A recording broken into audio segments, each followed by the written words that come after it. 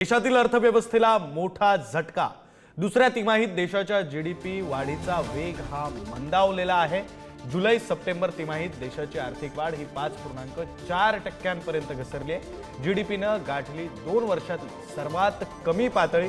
उत्पादन क्षेत्राच्या खराब कामगिरीमुळे अर्थव्यवस्थेचा वेग मंदावलेला आहे। जीडीपी एका वर्षापूर्वी याच तिमाहीत 8.1 आणि मागील तिमाहीत 6.7% इतका होता। अर्थतज्ञ चंद्रशेखर नेने सर आपल्यासोबत फोन लाईन वरून जोडले गेलेले आहेत। आपण त्यांच्याकडून या बातमीचा अर्थ समजून घेऊया। चंद्रशेखर नेने सर, खरं तर जीडीपी मध्ये घट झालेली आहे अशी बातमी समोर येते। कोणत्या कारणांमुळे घट झालेली असू शकते, काय असं घडलंय मागच्या तिमाहीमध्ये आणि मग याचे परिणाम सर्वसामान्यांवर कशा प्रकारे होणार आहेत? आता असं आहे की मेन कारण याच्याकरता 2 आहेत। एक तर उत्पादन क्षेत्राची कामगिरी चांगली नाहीये, म्हणजे आपलं जे मॅन्युफॅक्चरिंग सेक्टर आहे त्यांची कामगिरी वाईट आहे, त्याच्यामुळे त्यांचा आकडा खाली आलेला आहे।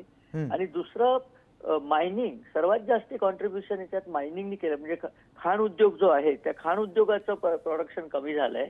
आणि त्याचं मुख्य कारण यावेळेला पाऊस खूप एरॅटिक झाला आणि वेगळ्या वेगळ्या ठिकाणी लांबलेला आहे पाऊस।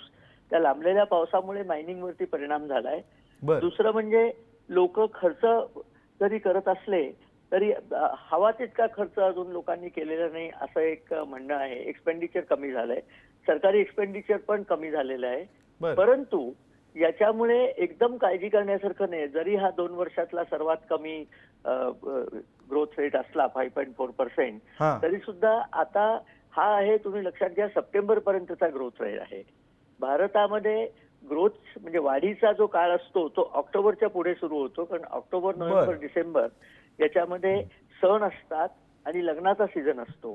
आणि सण आणि लग्नाच्या सीझन मध्ये नेहमीच खूप जास्ती खर्च होतो आणि त्या खर्चामुळे उभारी मिळते। खर्च वाढला की मॅन्युफॅक्चरिंग वाढतं, मॅन्युफॅक्चरिंग वाढला की ग्रोथ रेट वाढतो। त्यामुळे अशी एक शक्यता आहे की येत्या आताच ऑक्टोबरचे काही फिगर्स आले आहेत ते चांगल्या वाटत आहेत लोकांना, त्यामुळे शेअर मार्केटवरती परिणाम झालेला नाहीये। नाही तर नॉर्मली ग्रोथ रेट खाली आला की शेअर मार्केट पहिल्यांदा दाखवतो परिणाम। शेअर मार्केट 1% वाढलंच आहे खरं म्हणजे। तर त्यांना असं दिसतंय की ऑक्टोबर मध्ये आणि नोव्हेंबर मध्ये चांगल्या लोकांनी खर्च केलेला आहे, त्यामुळे इतकी वाईट परिस्थिती नाहीये। तरी काळजी घ्यायला लागेल की मॅन्युफॅक्चरिंग कार वाढलेलं नाहीये, कारण मॅन्युफॅक्चरिंग जर वाढलं नाही तर त्याच्यामध्ये काय म्हणजे इंडस्ट्रियल अनरेस्ट आहे, काय संप वगैरे झालेत का, लोकांना का वस्तूला खप नाहीये, या दोन्ही गोष्टींची काळजी घ्यायला लागेल। अजून एक म्हणजे ऑक्टोबर ते मार्च नेहमीच सरकारी खर्च खूप वाढतात। सरकारी खर्च वाढले की त्या सगळ्या इंडस्ट्रीला बढावा मिळतो। आता कन्स्ट्रक्शनचा सुद्धा खर्च कमी झालेला आहे, त्यामुळे कन्स्ट्रक्शन इंडस्ट्री पण खाली गेलेली आहे। त्या सगळ्याला आता जोर येईल, कारण एक तर पावसाचा त्रास होता त्यामुळे कन्स्ट्रक्शन इंडस्ट्री थांबली होती सप्टेंबर मध्ये, आता ती पण जोरात सुरू झालेली आहे। काय असतं की आकडे जे येतात ते आपल्याला सप्टेंबर पर्यंतचे येतात, आपण आता नोव्हेंबर संपायला आला त्यामुळे 2 महिने जुने आकडे येते। तर तितकी वाईट परिस्थिती आता नाहीये, 2 महिने जुने बरोबर वाईट आकडे आहेत, पण आता तितकी आपण वाईट परिस्थितीत नाही आहोत, तरी काळजी मात्र घ्यायला लागेल।